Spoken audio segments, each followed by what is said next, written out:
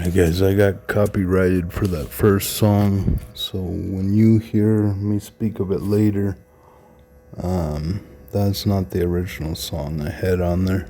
Just need to explain that. Alright guys, back. This is part 2 of the Fifth Horse Rider Unveiled, the Second Coming.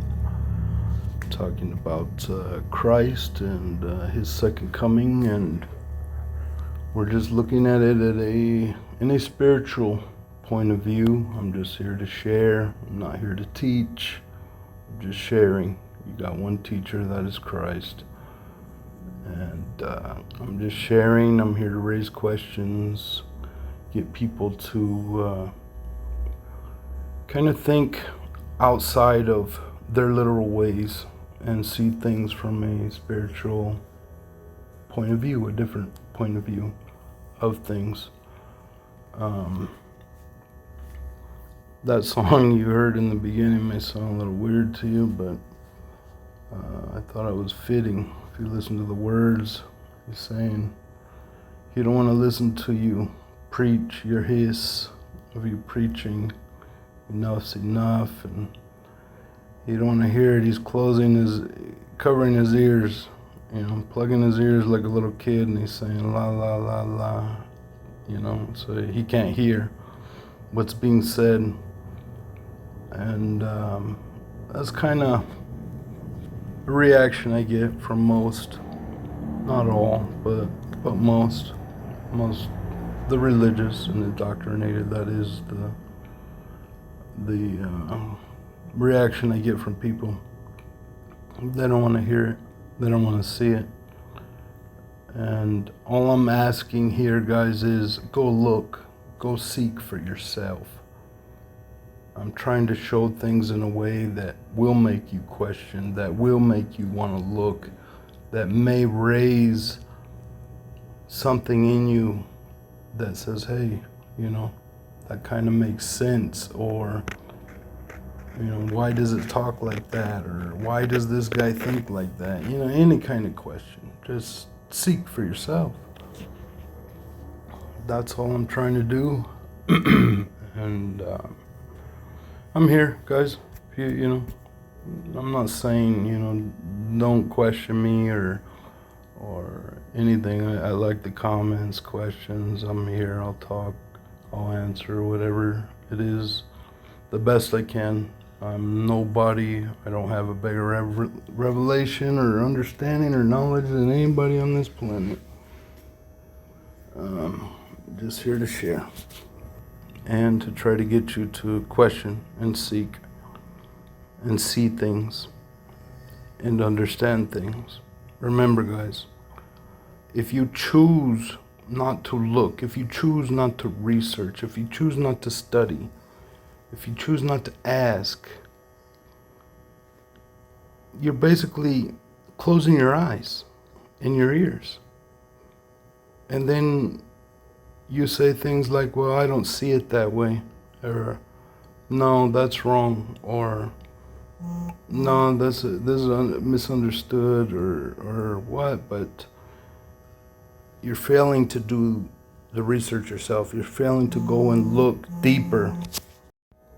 The deep call to the deep, right? Let us set aside these things of milk for children. Let's move on to meat. Let's move on to spiritual things, deeper things, weightier things, things that are going to fool you, fill you up, excuse me. I've had comments made to me because of my age. I was looked at as young, and I was told, we're older than you. We're more knowledgeable. We're more wise. We have more experience. I've been told things like that. And I don't think truth or the revelation of Christ or the bearing of the cross or the work that needs to be done within you has anything to do with an age. There's some that sit 10, 20, 30 years in the same church, week after week, sometimes 2, 3 times a week. To me, it seems like you should be able to walk on your own by now. We start getting into the things of the Nicolaitans, lording over the people, binding them. We should be out doing as he commanded, preaching gospel, sharing the gospel. If you've noticed all my messages, I don't care what videos you go back and watch, my only message is the gospel of the cross, the true preaching of the cross, that gospel. That's my only message. That preaching, the teaching, the gospel of the cross, bearing your cross, denying yourself, that is the true baptism. That is not a religious ceremony that 99% of us, including myself, have performed on the outside, the literal. No, this cleansing is from within, the repentance and baptism that takes place and all that. You can do things and take things literal, or carnal minded, that is death. Carnal minded, that's literal. Or you could be spiritually minded, that's life. So if you want to spiritually look at something, right now we're sitting at a table, I'm breaking bread, I'm washing feet, I'm trying to help people, feed people, prepare people for this journey that we're all on. I get criticized a lot, hated on a lot. I've been called quite a bit of things. Antichrist. I have a bad spirit, a contrite mind, all kinds of things that I've been called. Just as Christ said, if they called him Beelzebub, imagine what they're gonna call you. So I'm prepared for all that. That stuff doesn't bother me at all.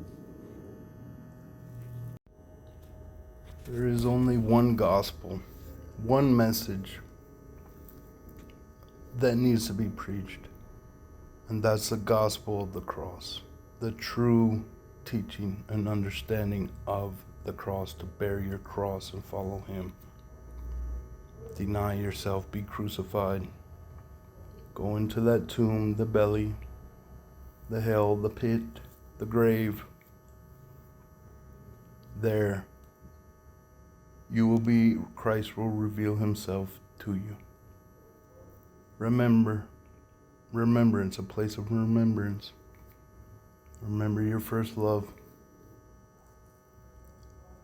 and be resurrected with Christ within you. It says, he's coming through the clouds, okay?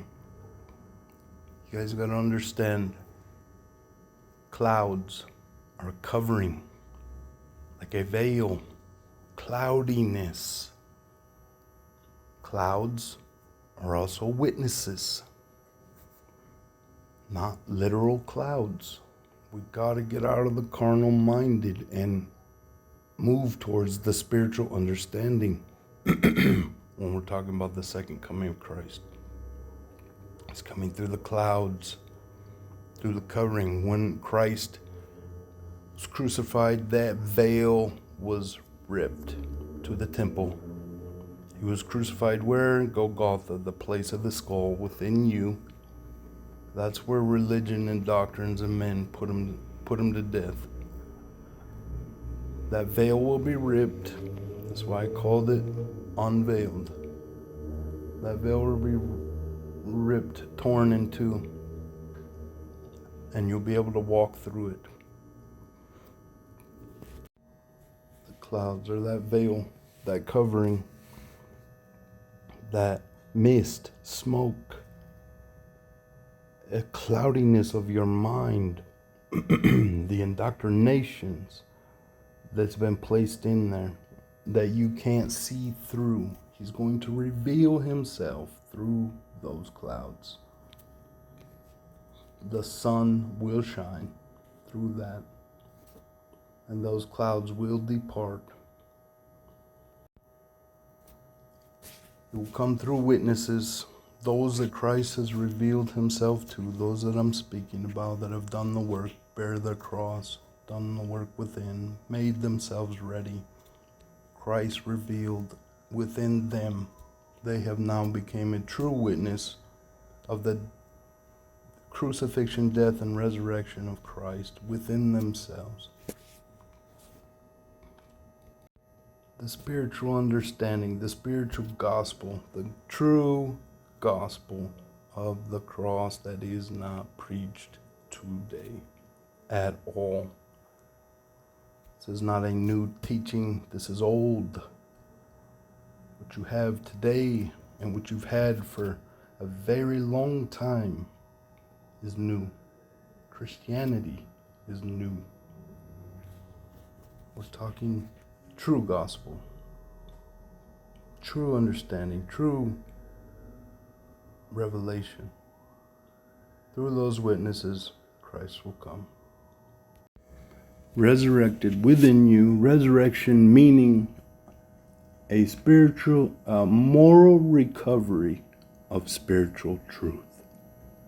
A moral recovery of spiritual truth. That's resurrection. That's what's going to rise in you. Truth, the revelation of Christ, who and what he is, and his purpose within you, and your purpose within him. Everything will be revealed and made clear. The clouds will depart. You will be changed in the twinkling of an eye. And you'll be caught up into the air. That means into the air. That is your head. Heaven is within. The kingdom of heaven is within. Your head is the topmost part.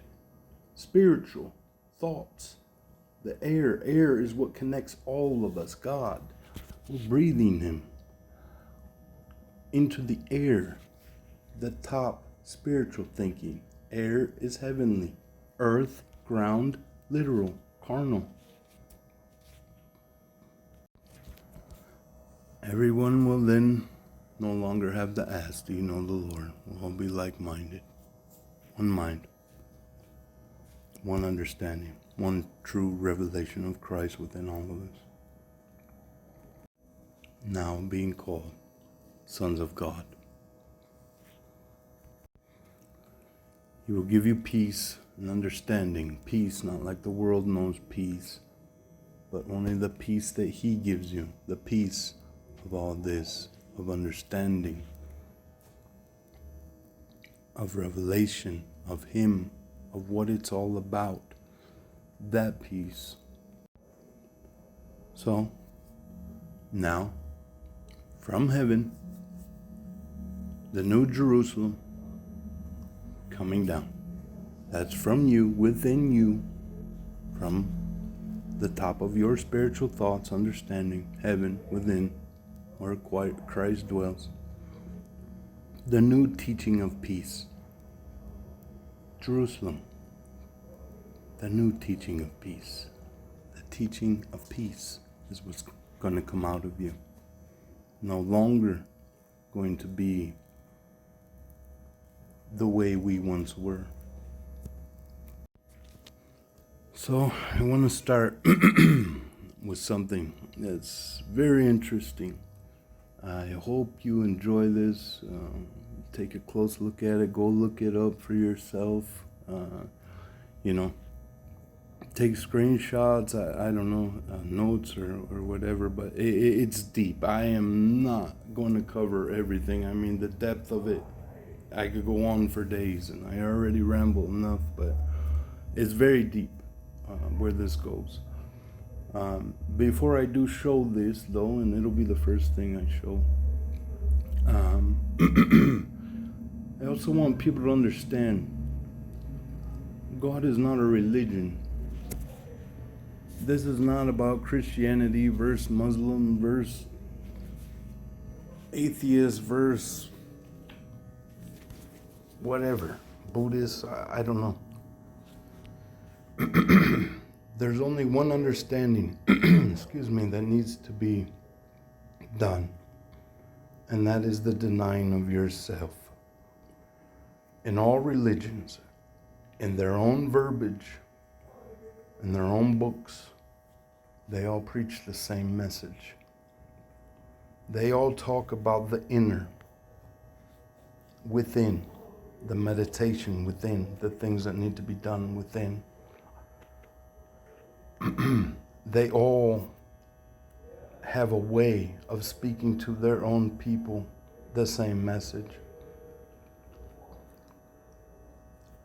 If you bear your cross, follow him, go within, deny yourself, be crucified, get rid of everything you think you know and so certain of, and ask God to teach you all truth from the beginning, you will know everything that needs to be known and done, just as will anybody else that goes in and denies themselves and spiritually looks within themselves. None of that should be what we're judging and pointing fingers at and criticizing and condemning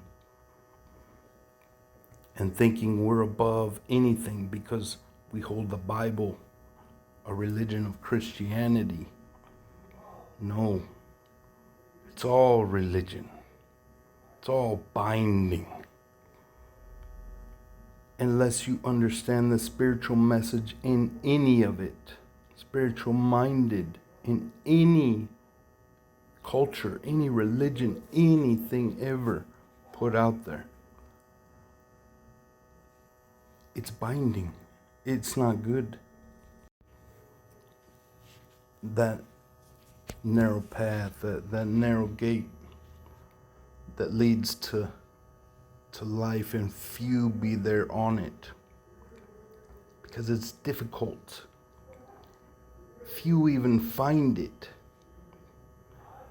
That path, that gate is within you. That's why nobody finds it. That's why it's difficult. See, it's easier for us to point and judge and condemn and look at others and say all these things, judging everything outside of us, but it is hard to judge yourself from within. That path is within. You ain't gonna find it anywhere else, not up in the sky. You ain't gonna find it in the literal clouds. You ain't going to find it anywhere but within you. Few will be there that find it. And as well as other religions, Christianity is no better. When you're believing and being taught and indoctrinated and sharing these literal ideas and literal views and literal carnal-minded understandings, it casts a stumbling block before others. It's the false prophet that needs to be burnt out. It's the lies, teachings of men, doctrines of men, religious ceremonies outwardly, all to be seen by men, for men. If you're believing in literal things outside yourself, You have not found that narrow path, and you are not on it.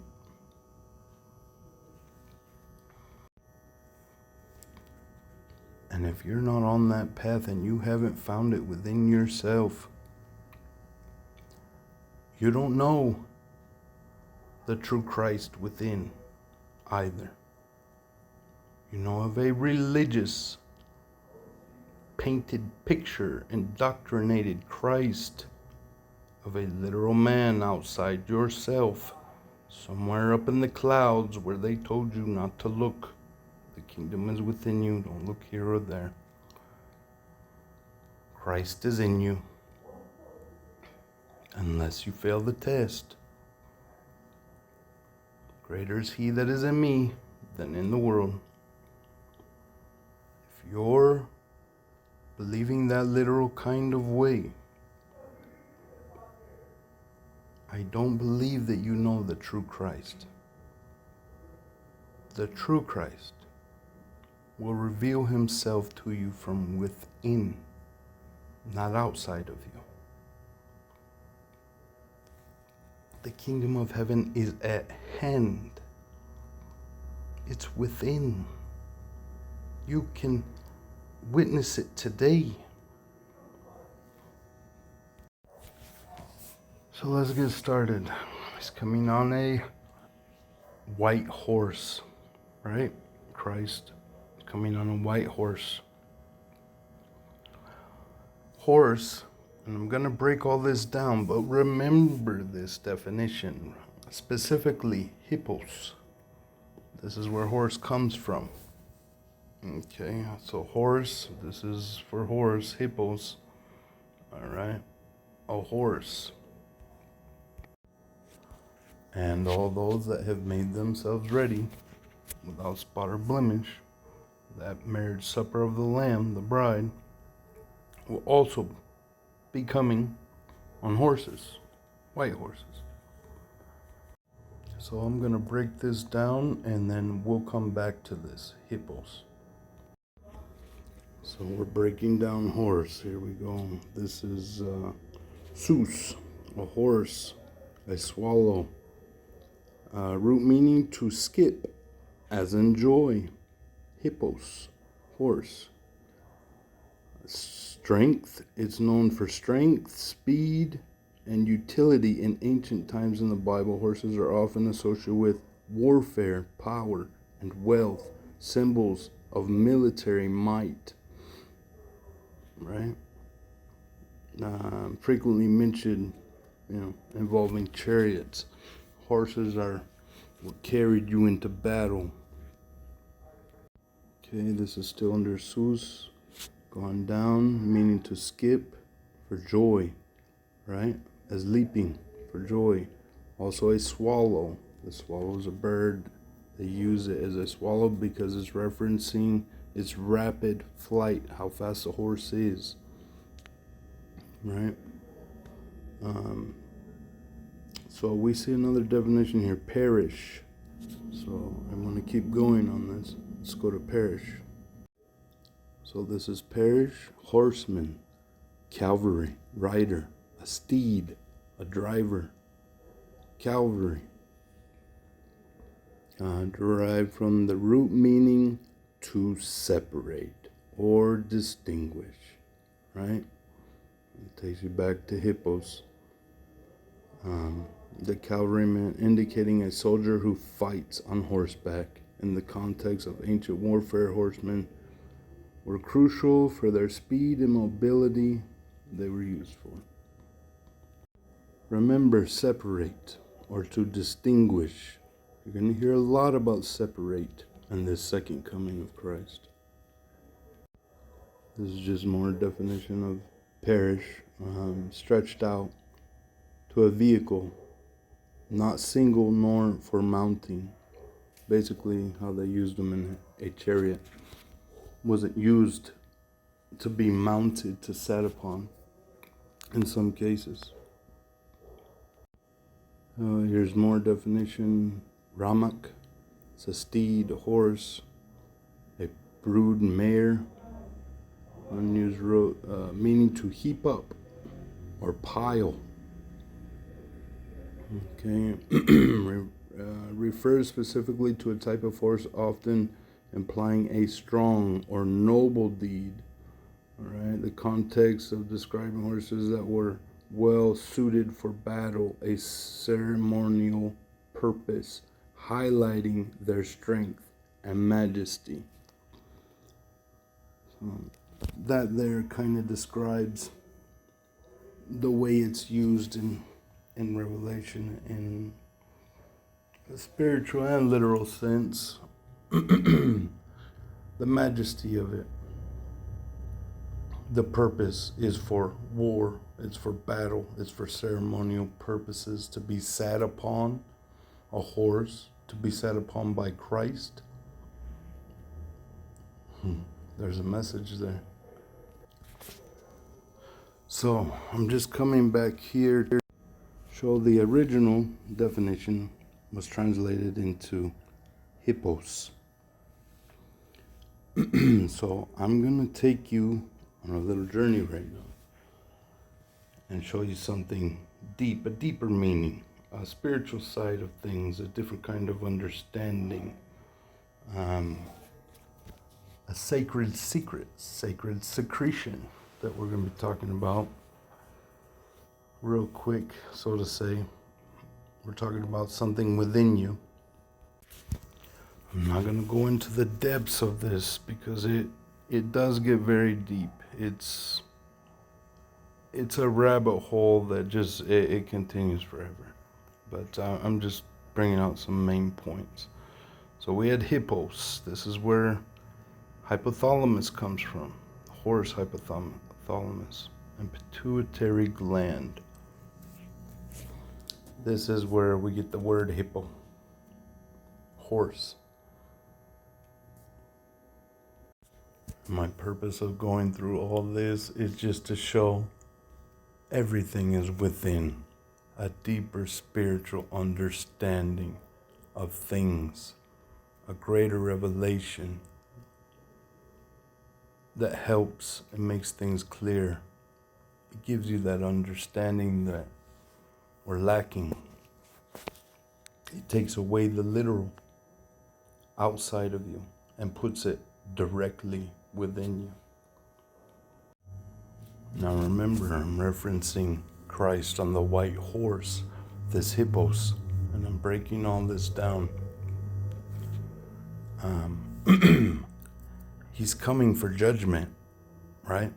Judgment and war, division, to separate, right? And this is what it's saying here, all right? Theta, you got awake and behaving and slow wave sleep, okay? You got two different.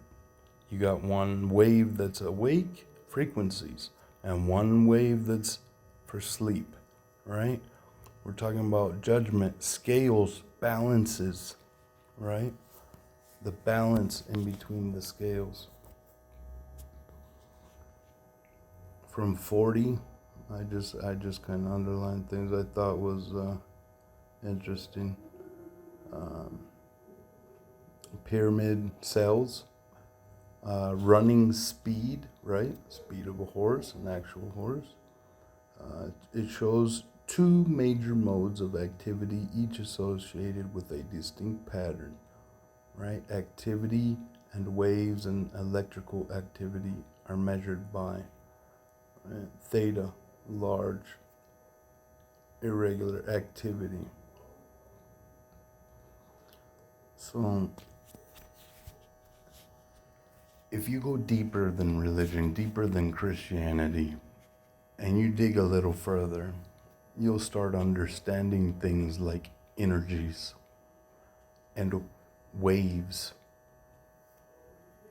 sound waves, frequencies.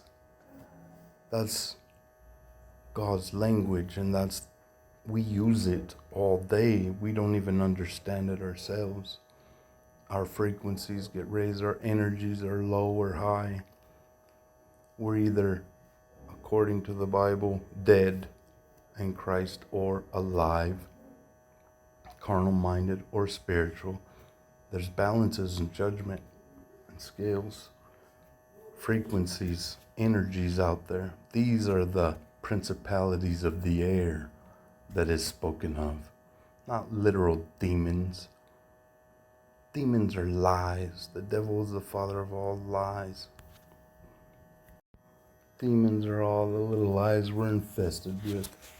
And these lies affect our frequencies, our vibrations. So when we're being negative and using negative words and pointing and judging unjustly, when our vibrations are high and we're angry, all these things send out frequencies, theta waves.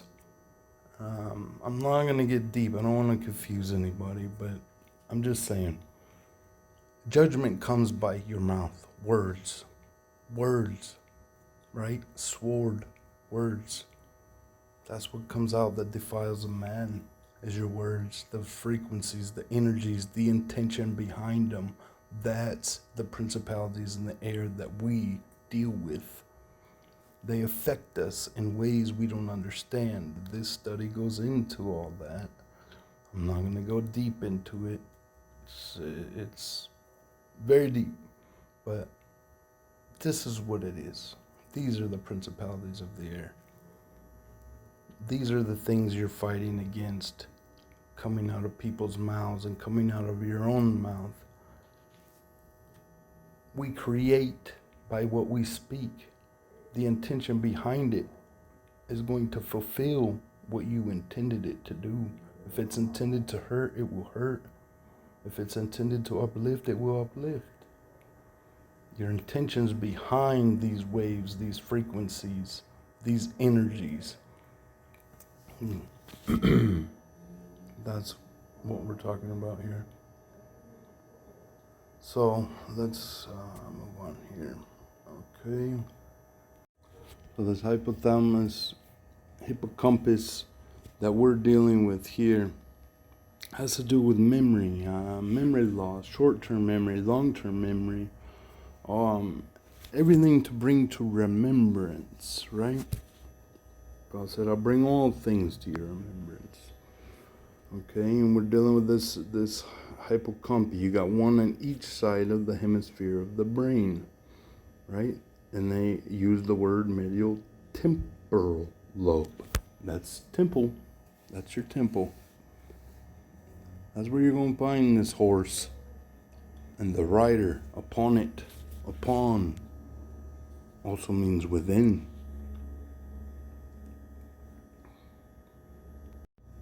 So here I want you to just kind of pay attention to there's two. There's one on each side.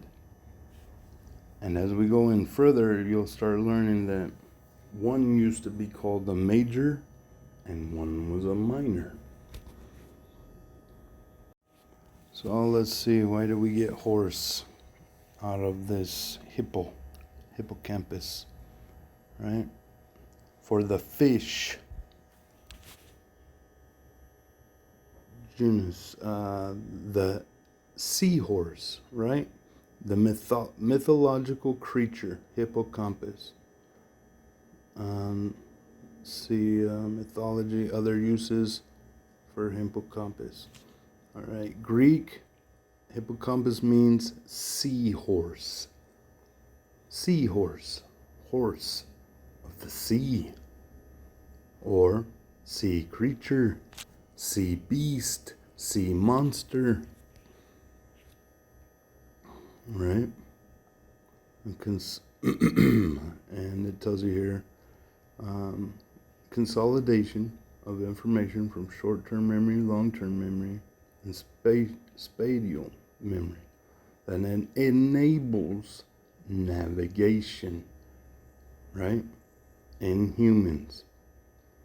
Okay, navigation gives you some kind of understanding, direction to things. Also represents the scales, the balancing, the weighing out of things that we weigh daily in our lives. So here, got some pictures up top there, compared to a seahorse, right? hippocampus.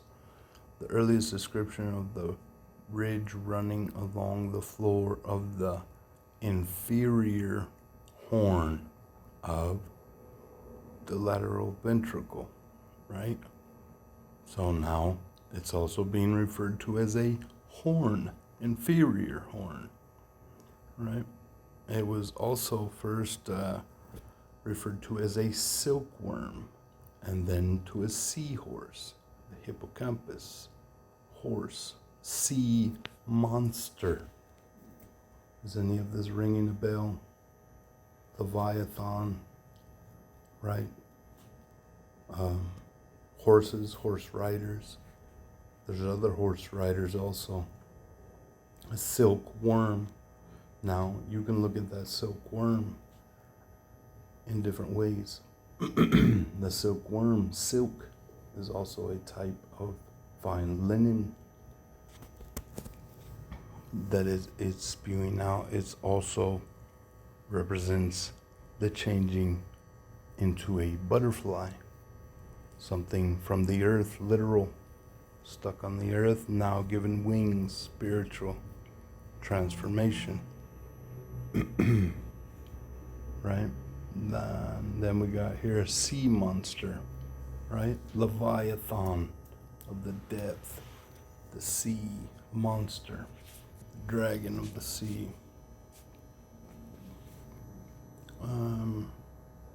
Okay, so they did between seahorse and silkworm. Ram's horns was proposed also, and they got this because there's a major horn and a minor horn. There's two on each side, remember? So this is also where we can get into Greek mythology and the horn of Ammon having ram's horns. Okay, so is the shape of the folded back forelimbs and webbed feet of the mythological hippocampus, a sea monster with a horse's forequarters and a fish tail. That should start sounding familiar, right? With an adjacent bulge in the I'm sorry guys, I can't pronounce this stuff. Occipital horn, right? The hippocampi minor, later renamed as the Calcer Avis. The renaming of the hippocampus to the hippocampus major, and the other one is the hippocampus minor, right? And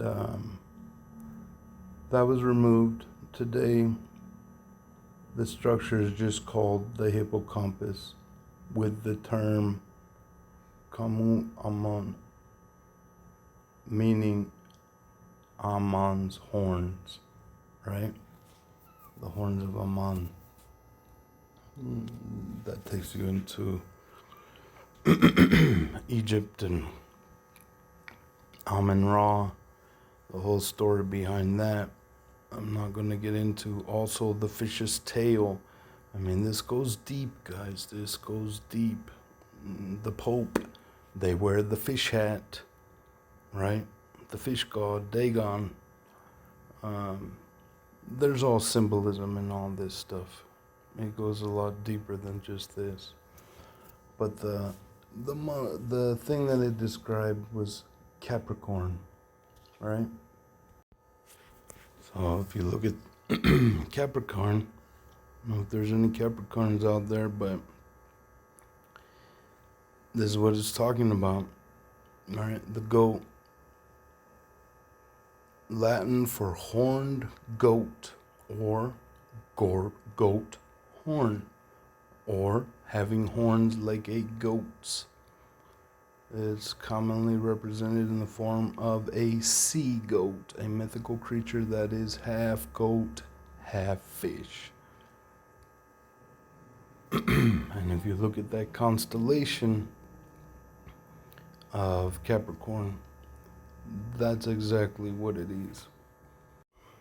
So here's a picture of Capricorn, the sea goat, right? It's the goat with the tail of a fish. And there's the constellation, kind of what it looks like and how they depicted it, or drew it out in the stars. So this goes very deep, guys. I'm just kind of skipping the top of it here.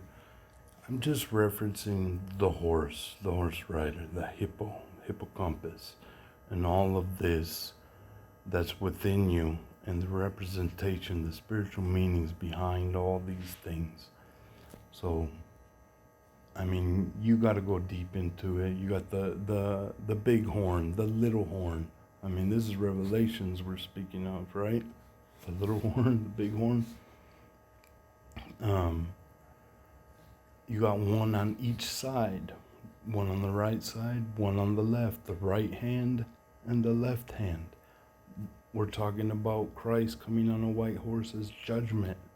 The scales weighing things, unjust scales, unjust judgment that we do on our own without Christ. Our human judging, our carnal judging of things, right? We're unjust judges. But Christ is the judge. He is that arm, that scale that evens it out. The separation, right? When he comes, the judgment, the separation. Everything's about separation.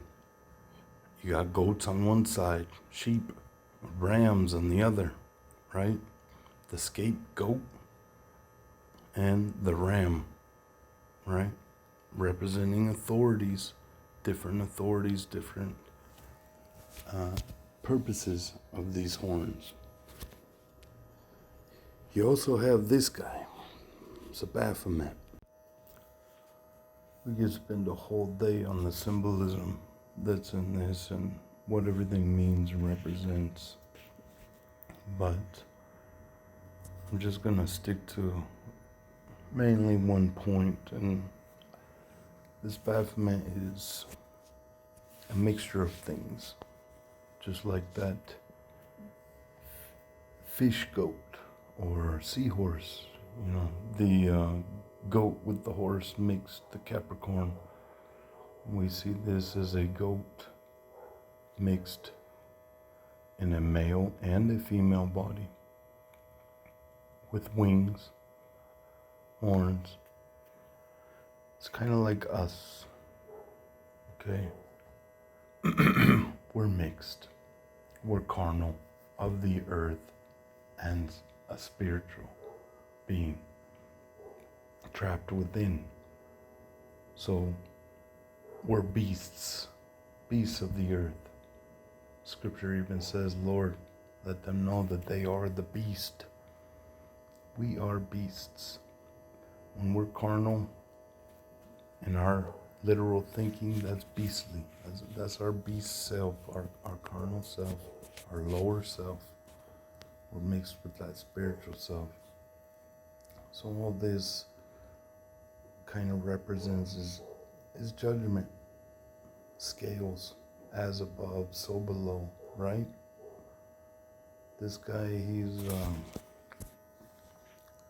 he's really taken wrong and used as a demonic figure in a demonic way, but there's actually a lot of truth and symbolism in there.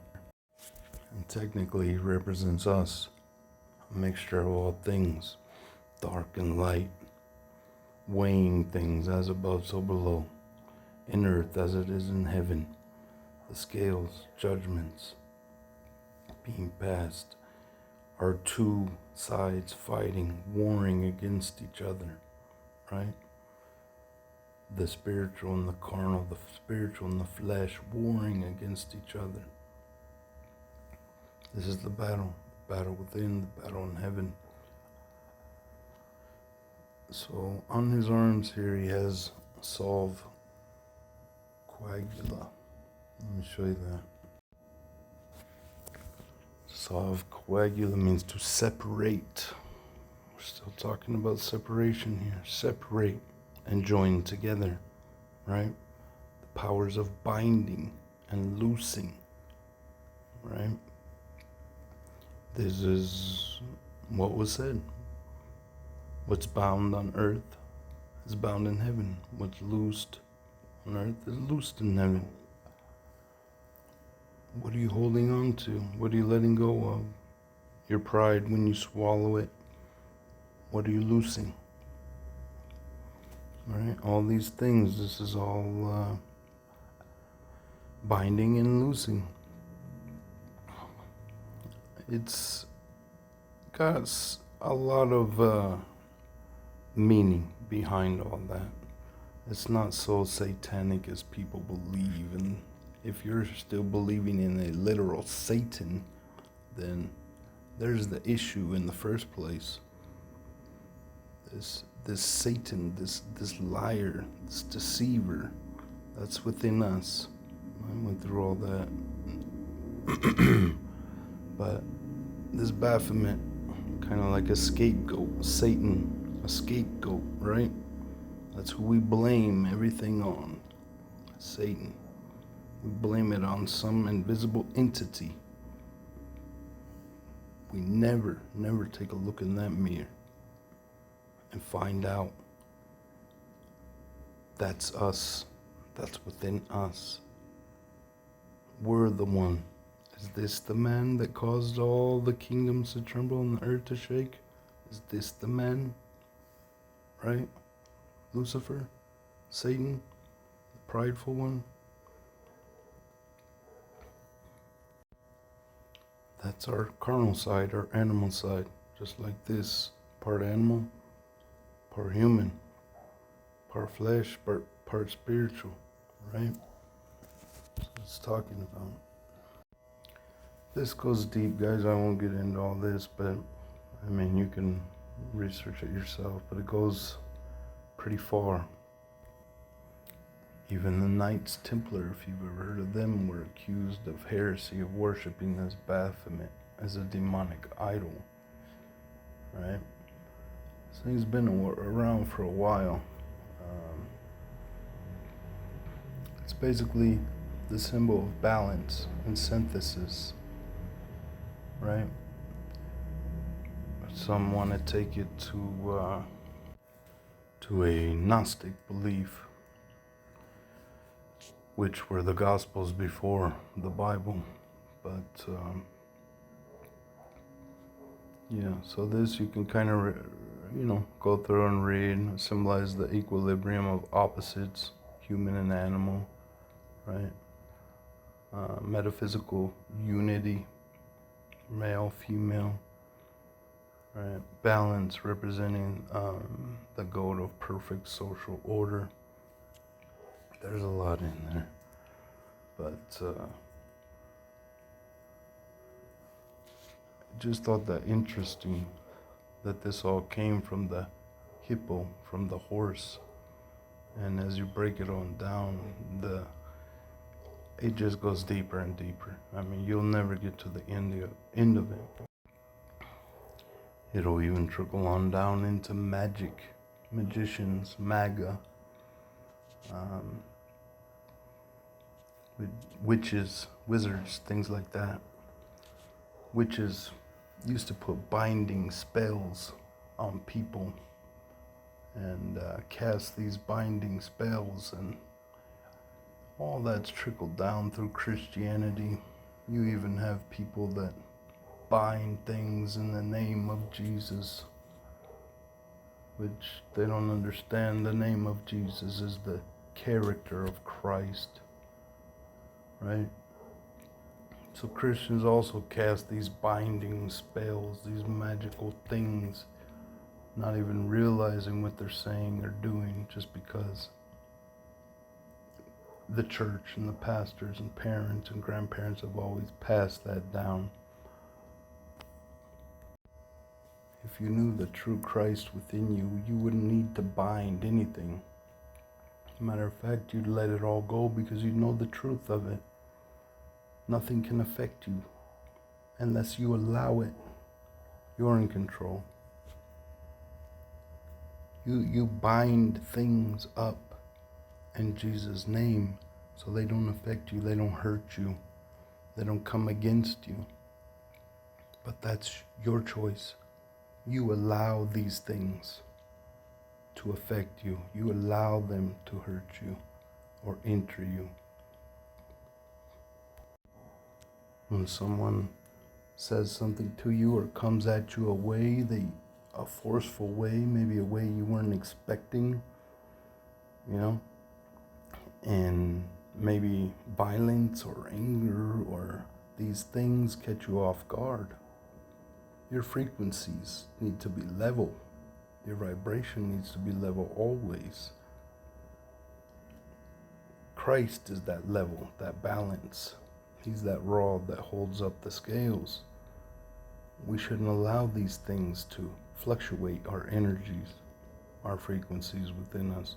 We shouldn't allow our tempers to be raised or our spirit to be fluttered when we feel attacked or angry or upset, disappointed, sad, all these things that we allow to affect us.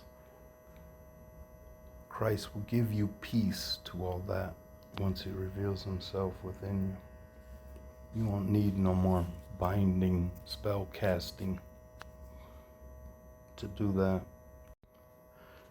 And last we have Philip. The name Philip, Philippos. Right? Philip's name also means, break it down, philos, friend, lover, and hippos, horse. Right? Friend or lover of horses. Right? And those that ride upon them. So quickly, let's look. Christ is sitting upon the white horse, right? To sit, to be seated, to dwell is within, right? Seated, enthroned, I dwell, reside, implied dwelling, residing in a place, right? Jesus sitting to teach, sitting in a specific location, right? This is to sit. This is what is saying here. So how is he sitting on that horse? What does that mean? To dwell, to sit, to reside, dwell within, right? Enthroned, reside. Here's also dwell, remain, reside, dwell, sit.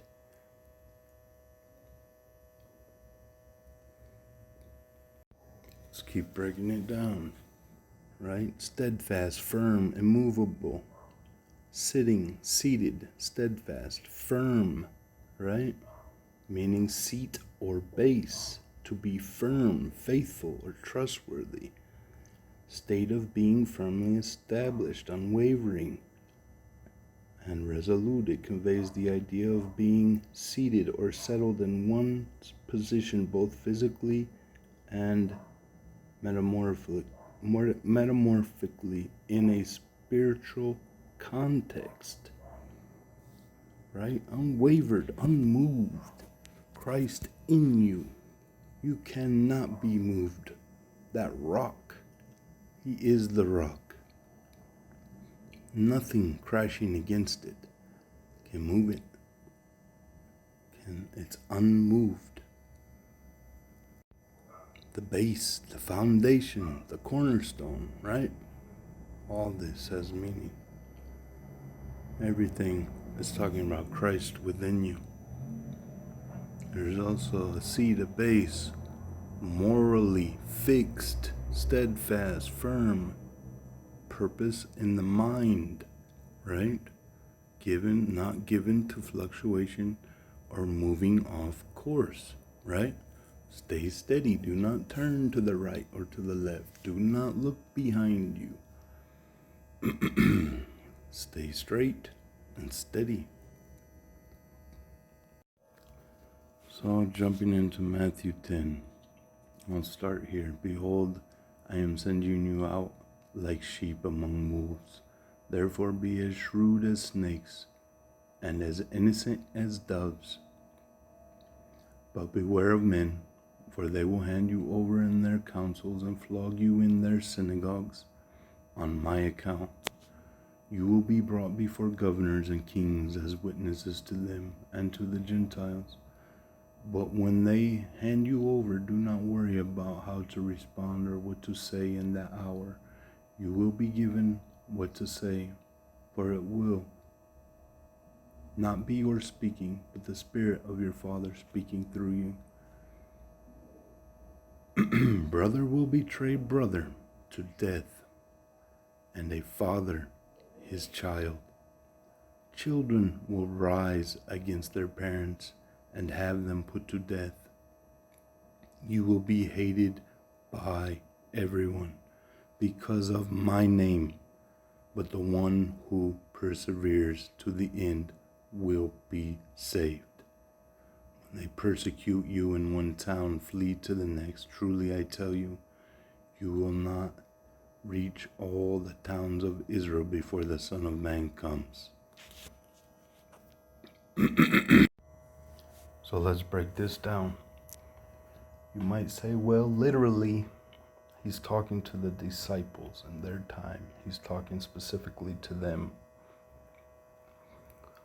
I told you I look at all things spiritually. He said, if you will be my disciples, bear your cross and follow me.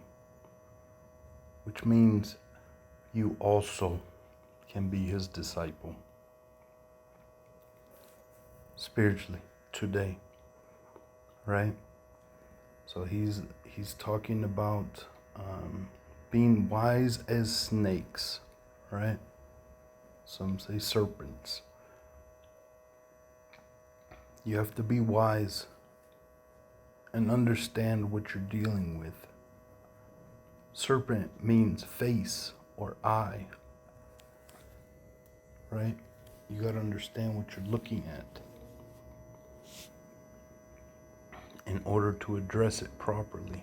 Innocent as doves. Right? Beware of men. They're going to hand you over to the councils and flog you in their synagogues. Right?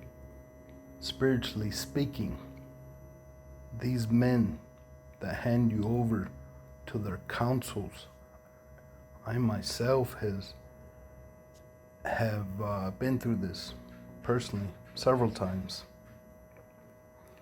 Councils. What are councils? Just people that get together, backbiting, talking, discussing, right? And then they take their counsel and they take it into the synagogue, to the pastor, to the church. And then the pastor addresses it on his pulpit that's lifted up above the rest of the congregation. Right? They're going to hand you over to the council and flog you in their synagogues. I saw things a different way when I was going to church. I saw them in a spiritual way, but they were teaching a literal doctrine. And I disagreed. I told some people, personal acquaintances to me that also went to the same church. And it doesn't mean literally flogged. It means flogged publicly, like displayed, put on display, your name, you personally, demeanored and looked down upon.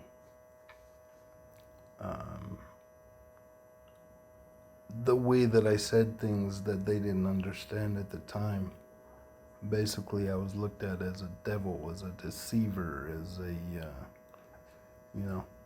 trying to pull people out and pull them in a different direction. I was looked at bad. And yeah, he flogged me by name personally to the congregation, and they also do online, so anybody that saw it out there also. But yeah, the consuls is what it's speaking about. The consuls, they'll get together, they'll talk about you, they'll talk about what you think and what you're saying, what you believe. They'll turn you over when you're speaking truth, something against everything that comes out of their mouth, everything that comes out of those buildings made by man's hands that God, truth, does not dwell in. Right? On his account, on my account, was he, Christ, truth, on the account of truth. You will be brought before governors and kings as witnesses to them and to the Gentiles. You're going to be brought before leaders, right? Leaders, not necessarily what you literally think is government and kings. A government, governors are leaders, like church leaders. Kings are these pastors that believe they're anointed, right? A king is anointed, right? King David had to be anointed by oil, anointed by God to be called the king. They've anointed themselves with their literal olive oil on their foreheads, smearing that mark all over them. You're going to witness to them and to the Gentiles. I had the pastor there say, well, if you're going to come against the fivefold ministry, then you better bring 2 or 3 witnesses with you to do that. And that's the king. That's the anointed, the one that they anoint themselves. They go to these Bible college schools and become pastors, and for whatever reason they decide to do what they do. This is what he's talking about. And the Gentiles. So here we have Gentiles, right? Gentiles, ethnos, basically like ethnicity, ethnos, nation, Gentile, people, a race of people, nation, right? Heathen, meaning a multitude, a company. Now I'm willing to bet your church told you that Gentiles were unbelievers, right? They were not of the faith, the Christian religion. They were not of that. But I'm going to show you different.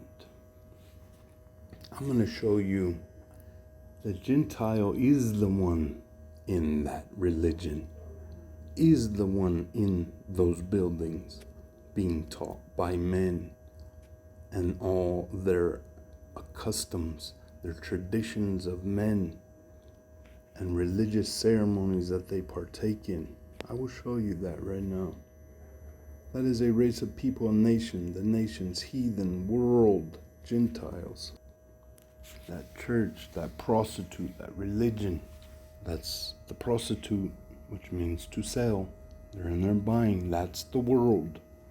That's speaking of the world. Heathens, a multitude, a company, right? It's a bunch of them sitting in there, right? They're saying non-Israelite nations. That's right. Christ revealed within.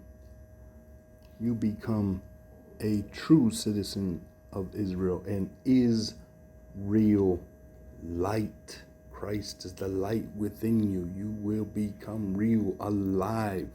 Light is real light. With him on the outside of you, you're full of darkness. And you're not part of that Israel nation. It's often used to denote non-Jewish peoples, but it can also refer to a multitude or individuals of the same nature or genus, of the same nature, the same understanding, the same denomination. Nation, denomination. Nation is in that word. Nations. All different kinds of beliefs in those denominations. 50,000 to be exact in the Christian faith. Many nations. So let's keep going, keep breaking it down. Gentile, heathen, comes from etho, usually by implication, pagan, right? Pagan. Pagans also believed in deities outside themselves, also religious ceremonies that they partook in, ceremonies outside themselves. Let's keep going. Let's look at etho, right? To be accustomed, to be used, a custom. Custom, what was customary, right? Meaning custom or tradition.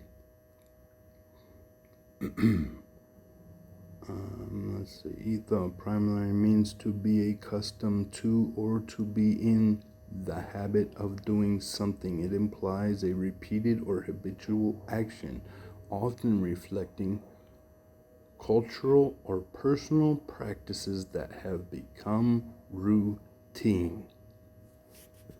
If that don't describe the church, I don't know what to tell you, right? Meaning to walk or to go, right? Conduct a lifestyle. Every Sunday, every Wednesday, sometimes Saturdays, right? You get in, you follow a routine. You're told when to stand, you're told when to sing, you're told when to pray, you're told when to sit. You're told what to do, you're told to be quiet, you're told if you got questions, you ask later. You're told when to drink your wine, when to eat your little bread, when to do your foot washings, when to be baptized. Your routine. Every day. You stand, you sing, the music comes on, the pastor comes up, the assistant pastor first, the same speeches, the same prayers, the same routine over and over again. You've become accustomed to these routines, these personal practices, right? All these actions, this lifestyle that you now live within those buildings. Custom or tradition, the teaching, the traditions of man. And every church has them. Every church has the routine down. Everybody knows. We keep going, etho, right? Behavior based on tradition or custom. Doing what one is accustomed to do on the basis of habit or tradition, right? Customs, part, custom. And last we have an unwritten custom, behavior based on tradition, a habit fixed by what? The religious social life of a nation, a denomination. Whatever denomination you go to, right? The social life of that nation. Okay? If they sing first in this church, in whatever they name themselves, and pray after, maybe the next nation, denomination across the street does it differently. But you're all accustomed to the church you go to, the nation you belong to, the denomination that you belong to.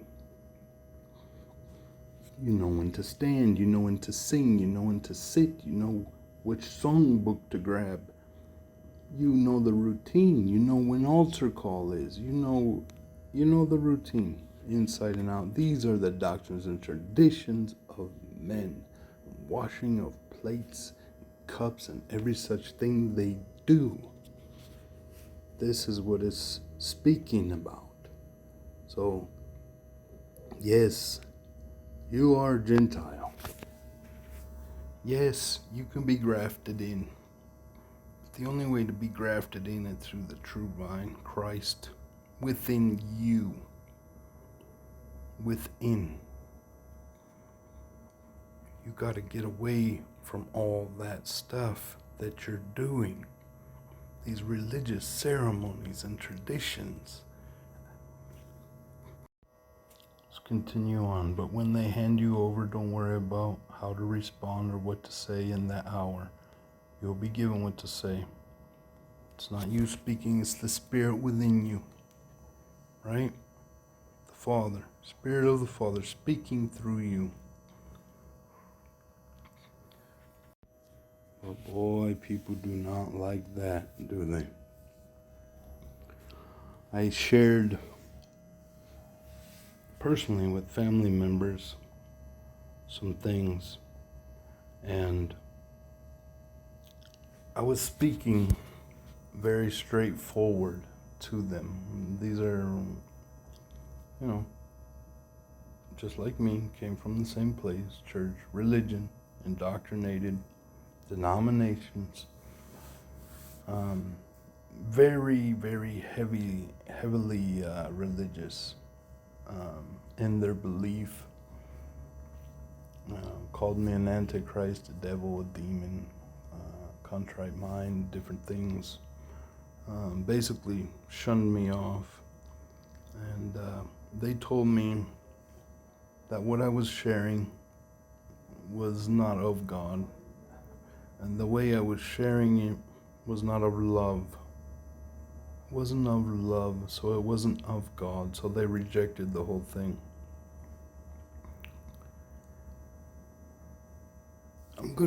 I'm here to tell you, I don't know what people think of this literal Christ outside themselves.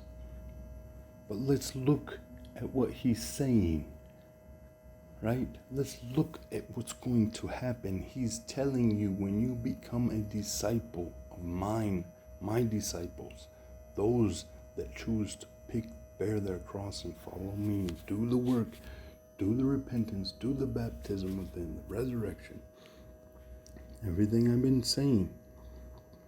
This is what's going to happen when you open your mouth and you start speaking. Who will you speak to first? Let's see. Brother will betray brother to death, and father his child. Children will rise against their parents and have them put to death. You will be hated by everyone because of my name. What is his name? The Word of God, truth. But the one who perseveres to the end will be saved. This does not mean a literal death. Brother will betray brother. What do you call each other when you're in church? Brother, right? Hey, brother this, brother that. Don't they betray each other? Cut their heads off, cut their names off, basically kill them. They don't exist anymore. Kick them out, throw them out. Right? I've seen this. I've seen brother against brother. I've also seen father and his child, right? And the children raise against the parents within there and betray their own parents to the pastor and kick them out. I've witnessed these things, right? My own family members betrayed me to that pastor in things that I personally confided in them, right? And what are they killing? What are they putting to death? The truth. They don't want to hear it, right? The things you speak what? You will be hated by everyone because of my name. right? But the one who endures will be saved. When they persecute you in one town, flee to the next. Truly I tell you, you will not reach all the towns of Israel before the Son of Man comes. Well, the Son of Man is literally there in their time speaking to the literal disciples, right? He says, I tell you, you will not reach all the towns of Israel before the Son of Man comes. That means all these people that are his. A disciple is not above his teacher, nor a servant above his master. Listen to this. It is enough for a disciple to be like his master. If the head of the house has been called Beelzebub, how much more the members of his household, right? Witness this also. I've literally been called that.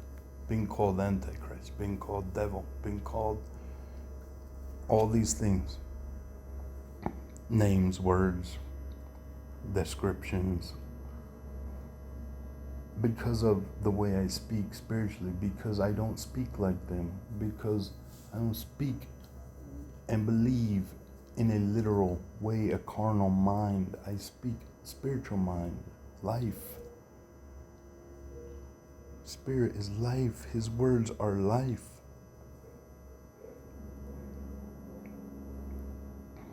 They will call you everything. So do not be afraid of them, for there is nothing concealed that will not be disclosed, and nothing hidden that will not be made known. What I tell you in the dark, speak in the daylight. What is whispered in your ear, proclaim from the housetops. What? What's the housetop? That's you, your head, right? Your mouth. What you're standing on here. Christ, the foundation, the revelation of truth, spiritual truth, moral recovery of spiritual truth, right? We're not supposed to hide this. We got to be that light. We got to speak it out. Let me ask you Christians a question. You say Christians are persecuted, Christians are hated, Christians are looked down upon. Persecuted everywhere they go. They scream persecution. I want you to be real honest with yourself. When's the last time you were ever persecuted? When's the last time you were ever hated for anything you shared, taught, spread, proclaimed from your mouth? If you're in the midst of other believers and Christians from the same nation as you, you're not going to be persecuted. You're not going to be hated. It'll all be agreed upon. Right? There's something wrong with that. If you're not hated by your speech, by the words you're speaking, by the truth that's coming out that disagrees with everything about that religion, everything that's taught and told in there, there's an issue.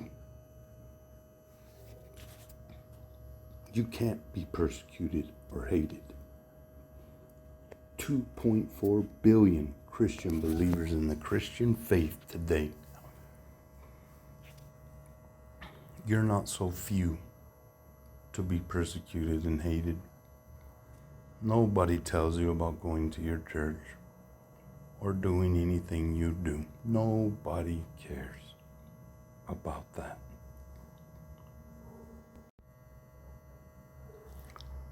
Do not be afraid of those who kill the body but cannot kill the soul.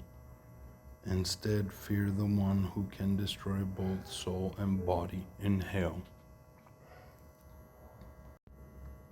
Are not 2 sparrows sold for a penny, Yet not one of them will fall to the ground apart from the will of your Father. And even the very hairs of your head are all numbered. So do not be afraid, you are worth more than sparrows.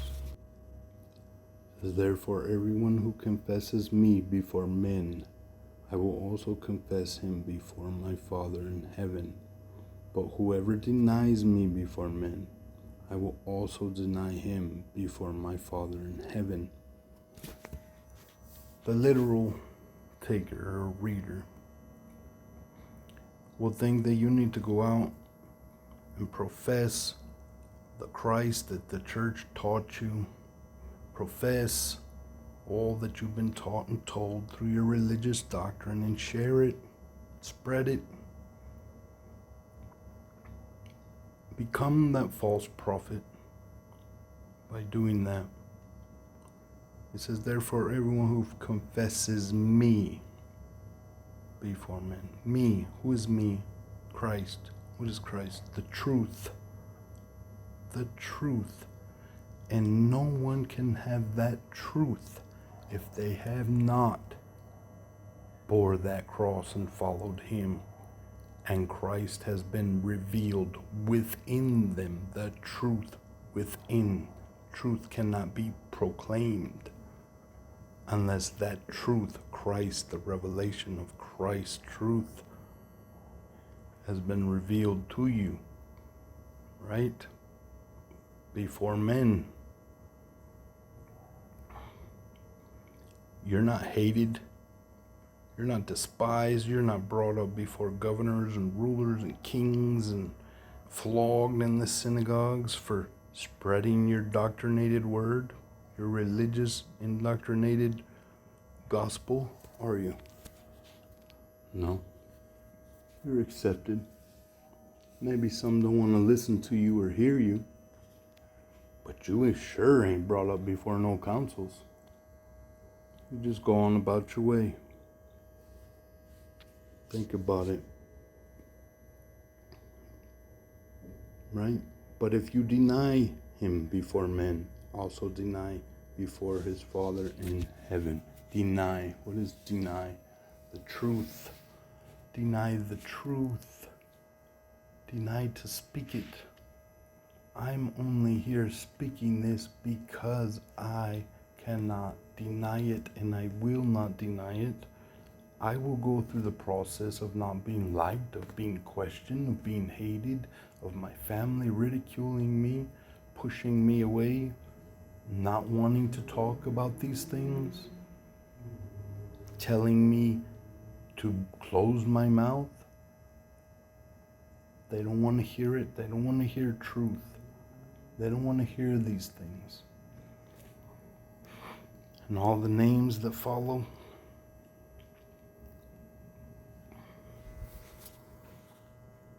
No, I won't deny his name. I will not deny his character either. Right? I had somebody once tell me, oh, your name means nothing. You know, that's a contrary mind that thinks like that. You know, to think your name means anything. No. He's going to confess you before the Father. Right? Your name does mean something. Your character is what it means. Your character means something. You'll be given a new name, a new character, when it's all said and done. Christ is not coming the way you think. You are not going to operate the way the religious believe. For the true Christ, he says, do not assume that I have come to bring peace to the earth. I have not come to bring peace, but a sword. For I have come to turn a man against his father, a daughter against her mother, a daughter-in-law against her mother-in-law, A man's enemies will be the members of his own household. Anyone who loves his father or mother more than me is not worth of me anymore. Excuse me, worthy of me. So when I share these things with my family and they say, oh, that's not of God, God wouldn't act that way, and God wouldn't do this, and that's separation, and that's causing division, and we need unity, and all of the things I've been told. No, if you knew the real Christ, he's telling you there's going to be division, there's going to be separation within that house, right? Within the household. He's going to set everybody against each other.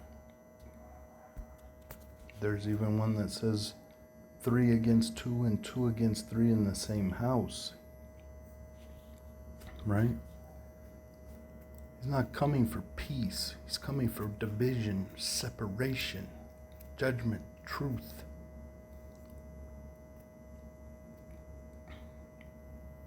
I cannot put my family before him. I know the way they think. I know what they think because I came from the same place. I know what's in them.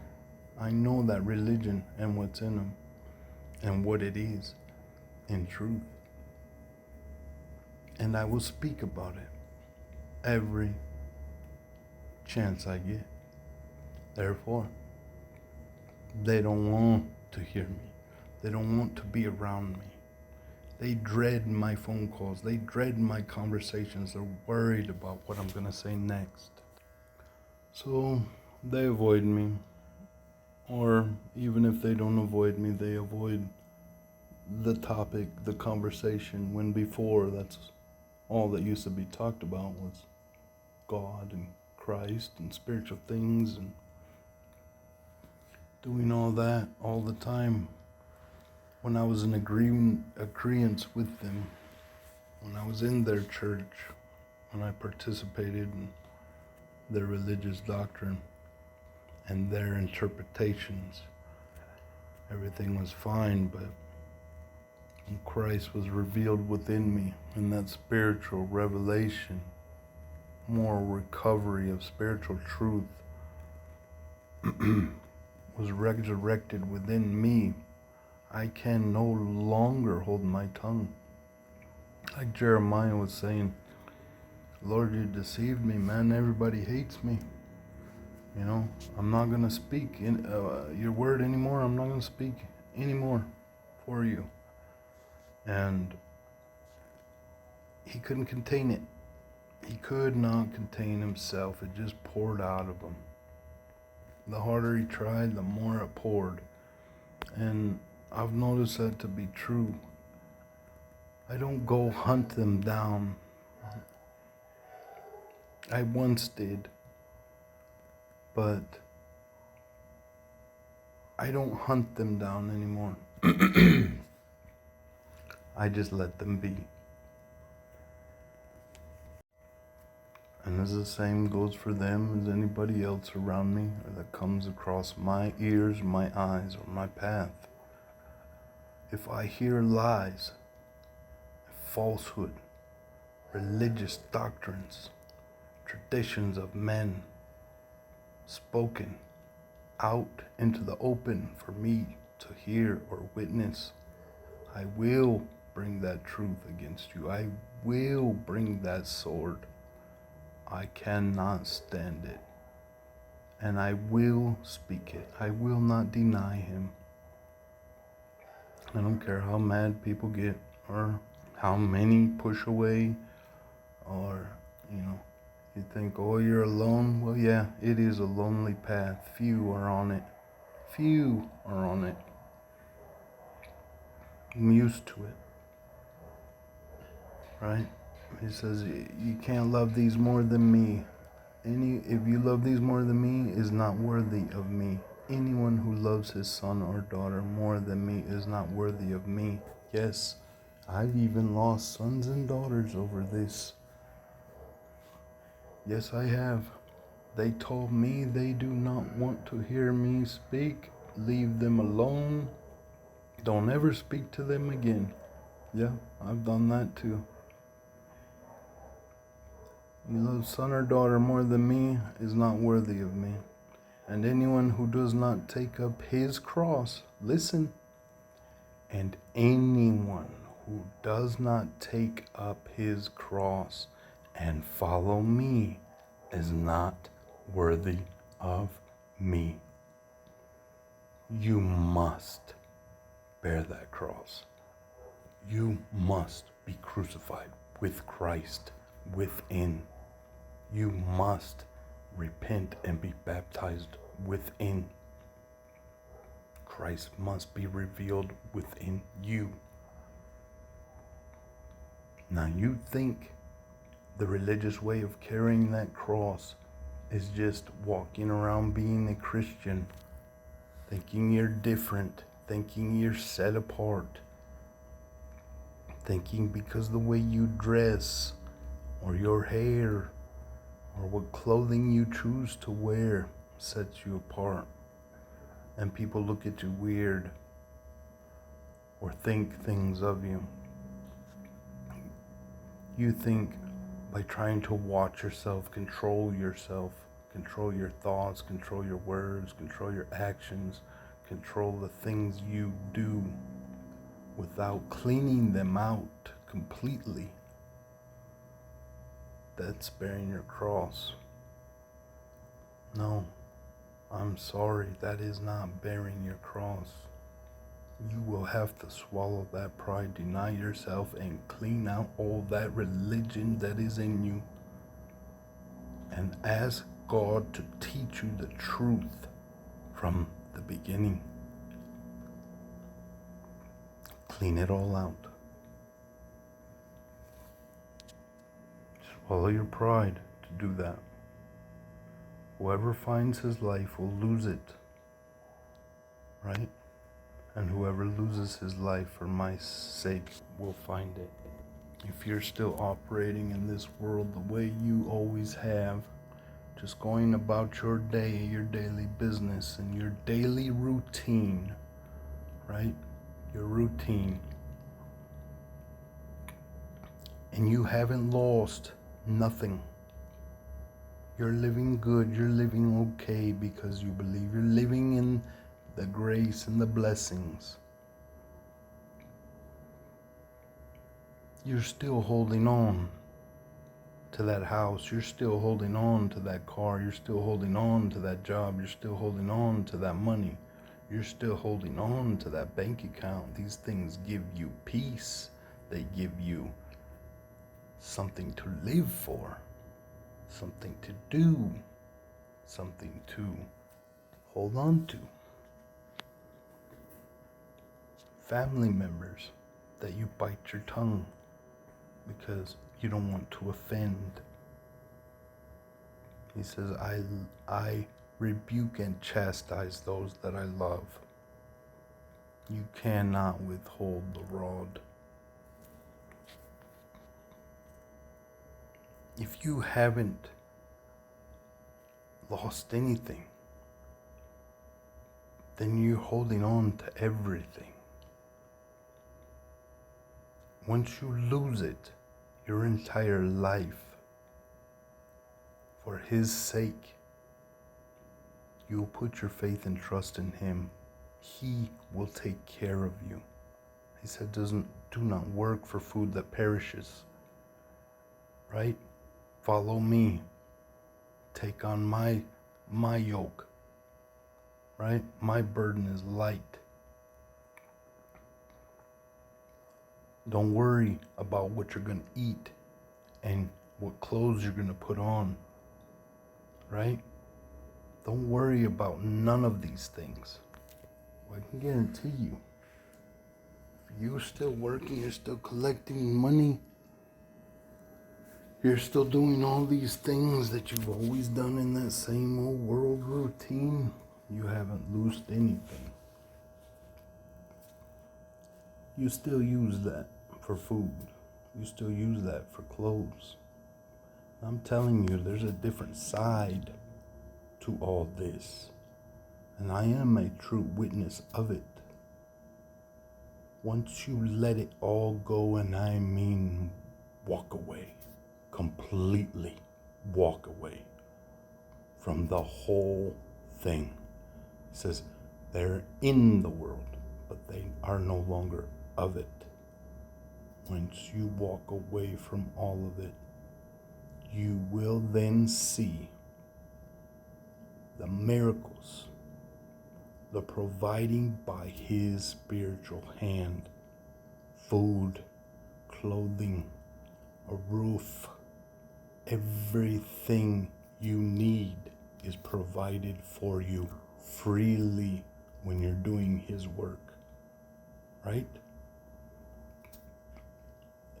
Isn't the one that labors worth the meat, right?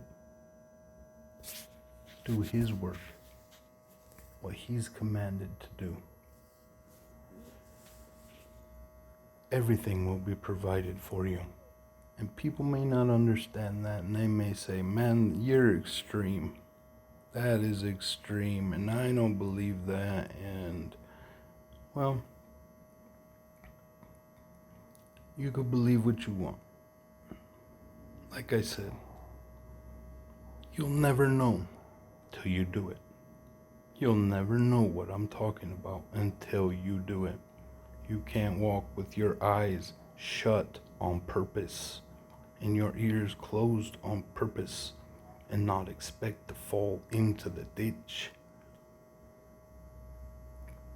Not expect not to understand or see it or believe it. I don't need you to believe me. All that know me personally are a witness to my life. 4 years ago, I walked away. Me and my wife, we had an experience, personal experience, both of us each different in our own way. We walked away, and I mean walked away from everything. Good jobs, secure homes, secure finances, doing very well. Walked away from all of it.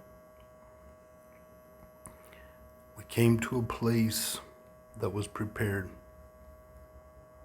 It was all prepared. Everything was prepared for us. I have not worked a job that supplies income through a system, through a government, through a business at all for over 4 years. I lack nothing, and I gain constantly. Everything given freely, provided. Food, my dwelling where I dwell, vehicles, everything, miracles. I could go on and on about the miracles that I've seen and witnessed, and others around me have been witnesses to them. So to those that do witness me and do know me personally and my walk, if you don't believe these words that I'm speaking to you now, believe my works. Believe the things that I'm doing and that I've done. Believe my walk. Look at the fruits that came out of all this. Why am I better today than I was making great money 4 years ago? I am free. I answer to no one. I worry of nothing.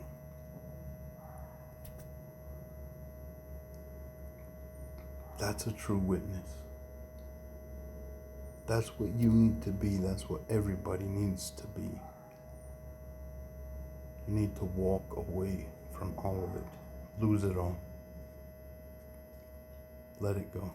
Who's willing to lay down their life? Who's willing to walk on that narrow path? Not many. I don't see any over here. I don't see many on that path. Nobody wants to do that. He's setting the division, the separation, the goats on the left, the sheep on the right. He's got a two-edged sword that he carries in his mouth, truth, to set them apart, at variance with each other, at division against each other. If you go in and you start looking up sword and variance, sword and variance is to separate, to become hostile, to argue, to dispute, to split apart, cut in two. It's not a soft thing, and that's what people want, is soft words, right? They love the soft words. They do not like the hard ones. Speak to us nice things, delicate things, soft things. That's what they want to hear. When someone comes at them straightforward, they speak in confidence, with authority, and they'll even question you, by what authority? Whose authority do you think you are? By what authority do you think you could tell me these things? By the authority of Christ within me. That's who. The one that gave me the authority when he revealed himself to me. He gave me that rod of iron, that iron scepter, to rule over all nations, denominations, religious beliefs. To bring a sword is to fight, to quarrel, to battle, to dispute. That's what's going on. Separate, division. That division references the opinions or allegiance that you once had in spiritual matters, biblically speaking. That's the division. You're no longer with them. And that division is used in a way where it is very clear, very present, very visible. That separation has been made clear, very distinct. There's no questioning it. It's also speaking about the sword when it is brought to you, how it cuts to the marrow, divides, to split in two, cut in two, right? Violently. There's two within you. There is a literal, a carnal, and there is a spiritual. Two in one bed. Two in the field. Two grinding at the mill. The bed is what you lie on, what you lie your head, rest your head, your thoughts on. That's a bed. The field is you. You are the earth, what's planted in you. Wheat and tares, there's two in there. Grinding at the mill, that's you. Weighing the truth. Trying to figure it out. One will be taken, one will be left. This is what it's talking about within you spiritually. So the end here of Matthew 10, just he who receives you receives me. And he who receives me receives the one who sent me. Whoever receives a prophet because he is a prophet will receive a prophet's reward, and whoever receives a righteous man because of his righteous man, He is a righteous man, will receive a righteous man's reward. And if anyone gives him a cup of cold water to one of these little ones, because he is my disciple, truly, I tell you, he will never lose his reward. Remember in Revelations 22, God said, I come quickly, and I bring my reward with me. And the reward, he will reward to all the things you did. All your deeds will be rewarded. His reward is coming with him, right? Here's the rewards. There's spiritual understanding to all those rewards. But I'm going to leave some things for you to look into for yourself. So I'm going to end this here.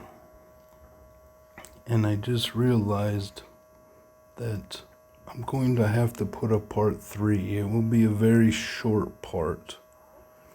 I'm not going to do a lot of speaking there, but I realized I can't complete the second coming of Christ and how he's coming unless I go into Matthew 24.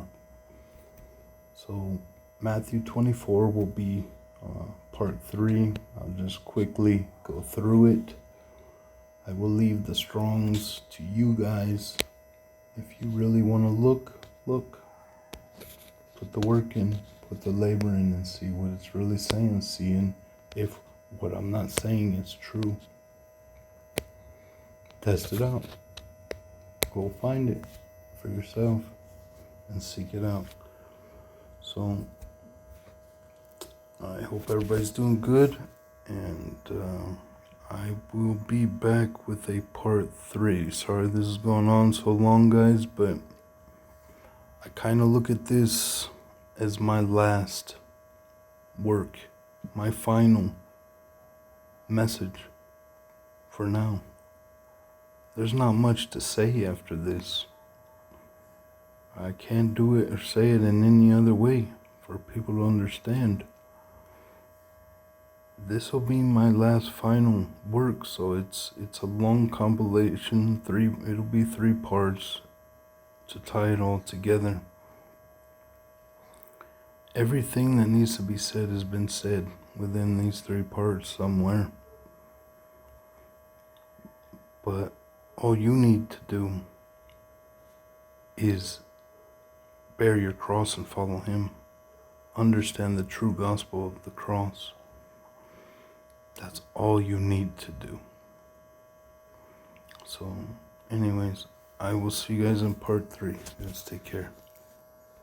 To carry